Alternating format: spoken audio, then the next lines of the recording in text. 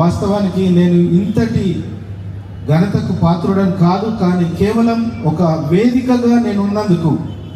ఆ రోజు యెరూషలేములోకి యేసు ప్రభు వెళ్ళడానికి ఒక గాడిద అవసరమైంది. ఆ గాడిద ఒంటిగా వెళ్తే దానికి ఎవడు పట్టించుకోడు. కానీ యేసు ప్రభు ఎప్పుడైతే ఆ గాడిద మీదకి ఎక్కాడో, ఆ గాడిద కిందికి పూల పరుపు, పూలు, బట్టలు అన్ని వేసి ఘనంగా దాన్ని యెరూషలేములోకి తీసుకెళ్ళారు. అలాగే ఈరోజు ఆయన చనిపోయినాక నాకు ఈ ఘనత వచ్చిందని నేను అనుకుంటా ఉన్నాను. అయితే రక్షణ టీవీ చేస్తున్న కార్యాలు ఇంకా ముందుకు చేస్తుంది, ఎప్పుడు కూడా వెనుకాడదు. సాతాను శోధనలకు కానీ ఎవరు పెట్టే ఏమంటారు చిన్న చిన్న బెదిరింపులకు భయపడిపోకుండా ముందుకు వెళ్తామని తెలియజేస్తా ఉన్నాం.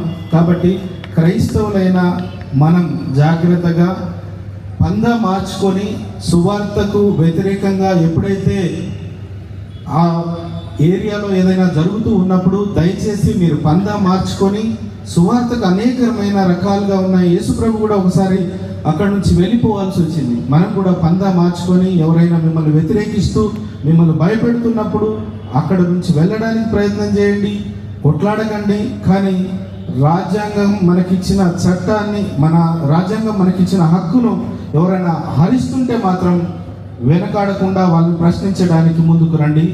ఎక్కడైనా అవసరం ఉంటే రక్షణ టీవీ కూడా మీతో ఉంటుంది అని తెలియజేస్తా ఉన్నాను. Thank you very much. ఈ అవకాశం ఇచ్చిన పెద్దలకి నా హృదయపూర్వక వందనాలు.